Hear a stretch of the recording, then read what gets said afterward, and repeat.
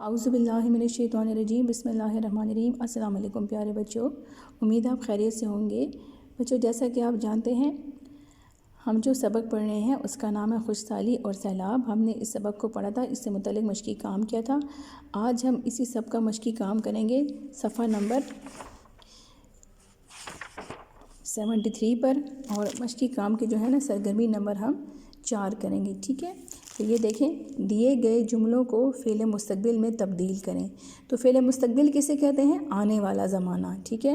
اور آنے والے زمانے کے آخر جب جملہ ختم ہوتا ہے نا تو یہاں پر جیسے ادھر گا گے گی لگاتے ہیں، لیکن اگر جملے میں آپ ایک انسان کی یا کسی ایک چیز کی بات کریں گے تو گا آئے گا، اور اگر کسی مذکر چیز کی تو گا آئے گا، اور کسی مؤنث ایک چیز کی بات کریں گے تو گی آئے گا، اور اگر زیادہ لوگ ہیں یا رسپیکٹیبل پرسنالٹی ہے تو ہم گے لگائیں گے۔ جیسے میں کہوں کہ علی بازار جائے گا، یا عائشہ کتاب پڑھے گی، یا ہم اسکول جائیں گے، تو یہ اس طرح مستقبل کی بات ہے، ٹھیک ہے۔ اس کو انگلش میں فیوچر ٹینس بولتے ہیں۔ اب یہ دیکھیں جملہ ہے، بارش نہ ہونے سے سبزیاں اور اناج کی پیداوار کم ہے۔ تو یہ آخر میں جو یہ ہے نا اس کو ہم چینج کریں گے، ٹھیک ہے۔ تو سبزیاں اور اناج اب زیادہ چیزیں ہیں، ٹھیک ہے۔ تو ہم دیکھیں کس طرح میں نے جملہ بدلا ہے، بارش نہ ہونے سے سبزیوں اور اناج کی پیداوار کم ہوگی۔ پیداوار جو ہے نا، پیداوار کو دے کر میں نے کم ہوگی لفظ لگایا، ٹھیک ہے۔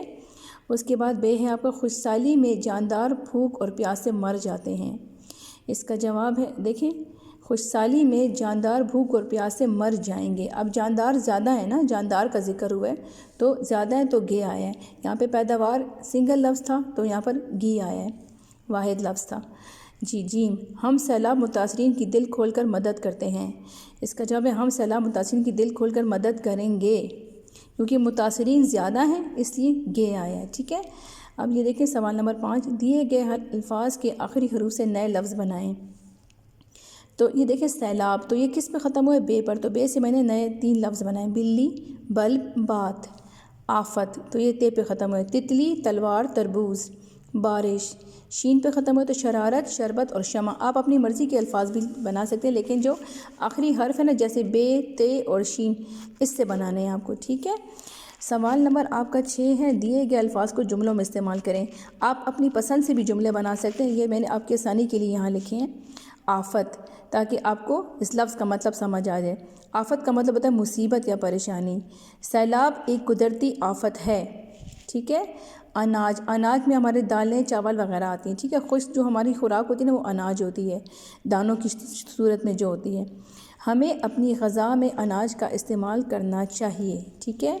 اس کے بعد ہے قحط، خوش سالی سے قحط پڑ جاتا ہے، ٹھیک ہے۔ یہ الفاظ مشکل الفاظ، ان کے معنی دیکھ لیں آپ۔ قحط کا مطلب ہوتا ہے خوراک نہ ہونا، زیر آب پانی میں ڈوب جانا، سبب وجہ، تدبیر ترکیب۔ تو امید ہے بچوں آپ کو سمجھ آ گئی ہو کہ اچھے سے اس طرح خوبصورت سے، جس طرح خوبصورتی سے میں نے لکھا ہے اس طرح خوبصورتی سے اپنی کتاب میں آپ نے یہ کام کرنا ہے، ٹھیک ہے۔ اوکے، اللہ حافظ۔